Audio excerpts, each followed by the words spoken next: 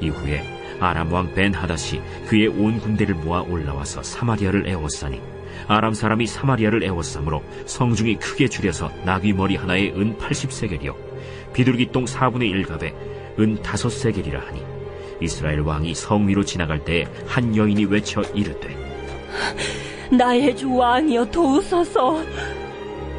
여호와께서 너를 돕지 아니하시면 내가 무엇으로 너를 도우랴?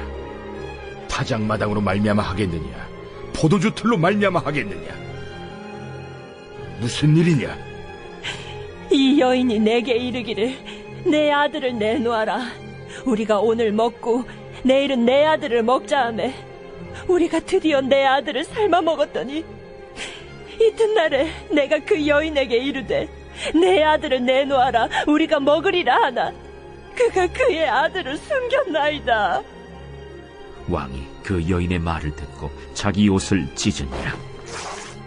그가 성 위로 지나갈 때 백성이 본즉 그의 속살에 굵은 배를 입었더라. 사밧의 아들 엘리사의 머리가 오늘 그 몸에 붙어있으면 하나님이 내게 벌 위에 벌을 내리실지로다. 그때 엘리사가 그의 집에 앉아있고 장로들이 그와 함께 앉아있는데 왕이 자기 처소에서 사람을 보냈더니 그 사자가 이르기 전에 엘리사가 장로들에게 이르되 너희는 이 살인한 자의 아들이 내 머리를 베려고 사람을 보내는 것을 보느냐? 너희는 보다가 사자가 오거든 문을 닫고 문 안에 들이지 말라. 그의 주인의 발소리가 그의 뒤에서 나지 아니하느냐? 하고 무리와 말을 할 때 그 사자가 그에게 이르니라. 왕이 이르되 이 재앙이 여호와께로부터 나왔으니 어찌 더 여호와를 기다리리요? 엘리사가 이르되 여호와의 말씀을 들을지어다. 여호와께서 이르시되 내일 이맘때에 사마리아 성문에서 고운 밀가루 한 사알을 한 세겔로 매매하고 보리 2사알을 한 세겔로 매매하리라 하셨느니라. 그때 왕이 그의 손에 의지하는 자 곧 한 장관이 하나님의 사람에게 대답하여 이르되 여호와께서 하늘의 창을 내신들 어찌 이런 일이 있으리요? 내가 내 눈으로 보리라. 그러나 그것을 먹지는 못하리라. 아마 아는 분들도 계실 텐데요. 이게 우리나라 말로도 번역된 책입니다. 인생의 12가지 법칙이라는 책이 있는데 이 책을 쓴 사람이 조던 피터슨이라는 심리학자예요. 그런데 이 책이 미국 젊은이들 사이에서 선풍적인 인기를 끌게 되면서 이 사람이 순식간에 미국 젊은이들의 멘토가 된 겁니다. 그래서 한동안 가장 성공한 심리학자, 가장 인기 있는 심리학자로 불리면서 강연을 하고 다녔는데 그런데 어느 날 이 사람이 갑자기 사라진 거예요. 그러니까 왜냐하면 이분이 늘 외쳤던 메시지가 뭐냐면 고통의 문제를 놓고 밖이 아니라 내부의 변화를 시도하라는 거였어요. 그런데 어느 날 이분의 아내가 말기암에 걸린 거예요. 그런데 이분이 아내를 얼마나 의지하고 사랑했는지 이 고통이 감당이 안 됐나 봐요.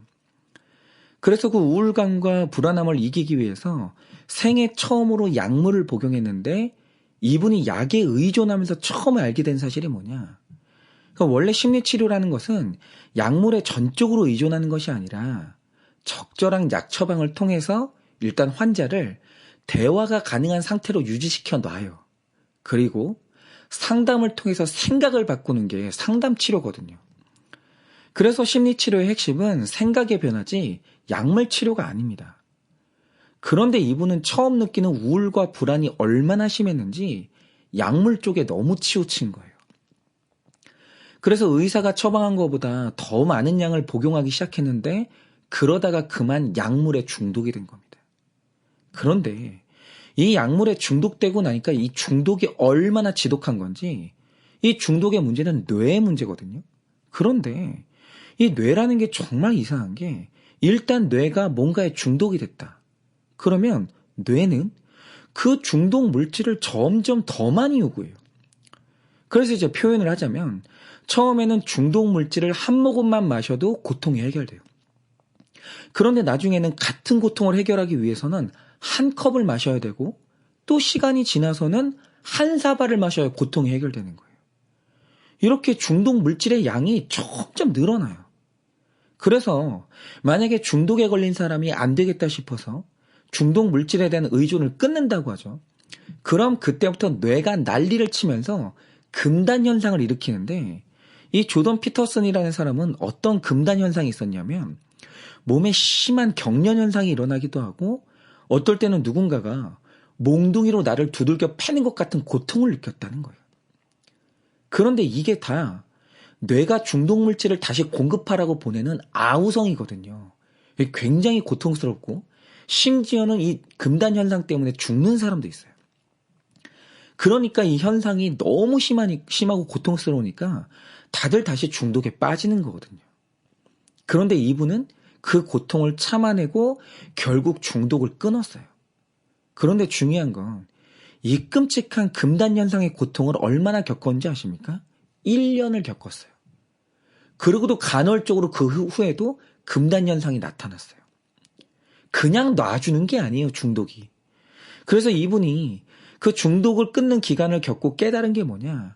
결과적으로 보면 중독은 문제를 키우지 이 문제를 해결해주지 못한다는 거예요.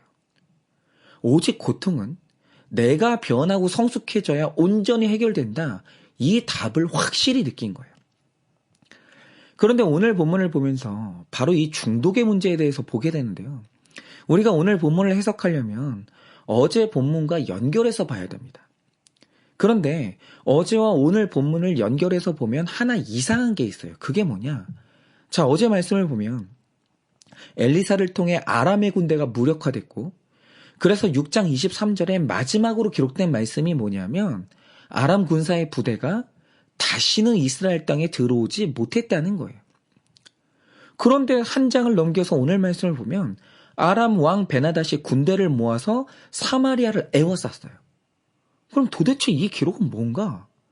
성경이 잘못 기록한 내용이냐는 거죠. 그런데 여러분이 어제와 오늘 본문을 보시면서 발견해야 될 차이가 하나 있어요. 그게 뭐냐? 자, 어제와 오늘 아람이라는 이름에 똑같은 고통이 침략했어요. 그런데 어제의 기록은 아람이라는 고통을 엘리사가 어떻게 대응했는지를 말하는 본문이고, 오늘 기록은 똑같은 아람이라는 고통에 대해서 이스라엘 왕 여호람은 어떻게 대응했는지를 말하는 거예요. 그런데 엘리사가 아람이라는 큰 고통을 만난 본문에서 엘리사의 결론은 어떻게 났습니까? 아람 군사의 부대가 다시는 이스라엘 땅에 들어오지 못했다, 이렇게 끝나요. 그런데 오늘 본문을 보면 똑같은 고통의 문제를 넣고 여호람의 결론이 뭡니까? 30절을 보면 고통이 해결되지 않아서 자기 옷을 찢었다고 기록하고 있어요. 그럼 보세요. 엘리사가 당한 고난의 이름도 아람이고 여호람이 당한 고난의 이름도 똑같이 아람이에요. 그런데 한 명에게는 그 문제가 물러가 다시는 나타나지 않았고, 한 명은 문제가 해결되지 않아 마음을 찢고 몸을 찢은 거예요. 그러면 무슨 차이냐는 거죠. 먼저 우리가 여호람의 경우를 보자 이거죠. 24절 말씀을 보면 베나닷이 온 군대를 모아 올라와서 사마리아를 에워쌌어요. 지금 극심한 고통이 여호람을 둘러싼 거예요. 그런데 가만히 이 고통의 해결 방식을 한번 보세요. 25절을 보면 백성이 이 여호람이 둘러싸므로 말미암아 이 배고픔의 고통이 왔어요. 그런데 이 고통을 해결하기 위해서 나귀의 머리를 먹어요. 그런데 여러분, 성경에서 이 나귀는 하나님이 먹지 말라고 한 부정한 음식이에요. 그런데 배고픔이라는 고통을 해결하기 위해서 먹지 말아야 될 부정한 음식을 먹음으로 고통 해결을 시도해요. 그런데 잠깐은 고통이 사라지는데 이 고통이 얼마 안 있어서 다시 찾아옵니다. 그러니까 이번에는 비둘기 똥이라고 불렸던 못 먹는 곡식 찌꺼기를 먹어요. 그러니까 계속 먹으면 안 되는 걸 가지고 문제를 해결해 보려고 하는 거예요. 그래서 잠시 문제가 또 해결됐어요. 그런데 이번에는 더 큰 고통이 또 오는 거예요. 그러자 이번에는 뭘 먹습니까? 고통을 해결하기 위해서 정말 먹으면 안 되는 것, 자기 자녀를 잡아먹어요. 그러니까 이 고통을 해결할 때 먹으면 안 되는 걸 가지고 해결하는데 문제는 그걸로도 잠깐은 고통이 해결돼요. 그런데 시간이 지나면 고통이 점점 커지면서 그것을 위해 치러야 되는 대가가 점점 커지는 거예요. 여러분, 이게 바로 중독의 본질이에요. 그런데 근본적으로 이 고통이라는 문제를 놓고 이스라엘 전역에 이렇게 심각한 중독 현상이 왜 나타나는가? 왜 북이스라엘 사람들은 중독이라는 방식으로 고통을 해결하려고 하는가? 그건 이 땅을 통치하는 여호람에게서 이유를 찾아야 되는데, 아까 왜 제가 사람이 중독에 빠진다고 했죠? 여러분, 중독은 근본적으로 중독 물질의 문제가 아니라 관점의 문제예요. 여러분, 고통의 원인을 내 안이 아니라 밖에서 찾는 이 병든 관점이 있으니까 결국 해결책으로 중독을 찾는 거거든요. 그런데 여호람을 한번 보세요. 그가 아람이라는 고통의 문제를 만났을 때 그 원인을 어디에서 찾습니까? 31절에 보면 뜬금없이 이렇게 말합니다. 왕이 이르되 사밧의 아들 엘리사의 머리가 오늘 그의 몸에 붙어 있으면 하나님이 내게 벌 위에 벌을 내리실지로다, 이렇게 얘기해요. 여러분, 너무 이상하지 않으세요? 여러분, 이 나라 왕이 누굽니까? 여호람 본인이에요. 그러면 내가 통치하는 나라에 이 큰 고통이 찾아왔으면 그 원인을 왕인 나에게서 찾아야 될 거 아니에요. 그런데 오늘 그가 이 고통의 원인을 누구에게서 찾습니까? 엘리야에게서 찾아요. 그런데 이상한 게 뭐냐면 그가 지금까지 아람 군대가 쳐들어올 때마다 엘리사를 의지했거든요. 그래서 이걸 얼핏 보고 있으면 그는 신앙이 있는 사람 같잖아요. 그런데 우리가 여기서 분별해야 될 게 뭡니까? 신앙이라는 것은 말씀을 통해 나를 보는 게 신앙이에요. 말씀이 나를 변화시키는 게 신앙생활이에요. 여러분, 몇 번이나 말씀드렸지만 이 열왕기서라는 책 자체가 쓰인 목적이 뭡니까? 우리 이스라엘이 왜 망했는지 그 원인을 찾기 위해 쓴 책인데, 이 책이 지목하고 있는 죄의 원인이 망한 근본 원인이 누구예요? 아람이 우리를 쳤다? 아수르가 우리를 괴롭혔다? 이게 아니에요. 하나님의 백성 이스라엘이 우상을 섬겨서 망했다, 우리의 문제였다, 이런 내 죄를 고발하는 책이 열왕기서예요. 그런데 여호람은 고통이 있을 때마다 엘리사를 찾으면서 마치 신앙이 있는 것처럼 행동했어요. 그런데 그는 자기 죄를 하나도 못 보고 언제나 문제의 원인을 외부에서 찾아요. 그 이유가 뭔가라고 하면 그는 신앙인이 아니라 종교 중독자였던 거예요. 여러분, 신앙인과 종교 중독자의 차이가 뭔지 아십니까? 신앙인은 언제나 신앙의 목적이 내 변화와 성숙에 맞춰져 있어요. 그래서 그런 사람에게는 말씀이 언제나 내 말씀으로 들려요. 나에게 주시는 말씀인 거죠.